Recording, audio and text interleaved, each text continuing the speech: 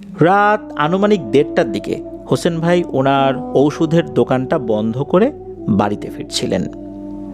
বাড়ির কাছাকাছি যখন চলে আসেন, উনি দেখতে পান ওনার বাড়ির গেটের কিছুটা সামনেই সাদা কাপড় পরা একজন বয়স্ক মহিলা বসে আছে। প্রথম দিকে উনি মনে করেছিলেন ওনার মা মনে করে কয়েকবার ডাক দিলে যখন কোনো সাড়া শব্দ পাওয়া গেল না, তখন ওনার কাছে মনে হলো অন্য কোনো মহিলা হয়তো বা সাহায্যের আশায় বসে আছে। উনি বেশ কয়েকবার ডাক দিলেন ওই মহিলাকে যে আপনি কে, কোথা থেকে আসছেন। কোনো সাড়া না পেয়ে কি মনে করে ওই মহিলার কাঁধে হাত রেখে একটু ঝাঁকি দিতে চাইলেন।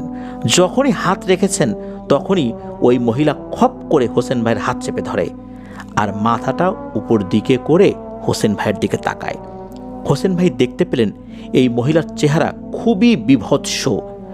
তার চোখের ভেতরে কোনো মনি নেই আর তার মুখ দিয়ে গলগল করে তাজা রক্ত পড়ছে।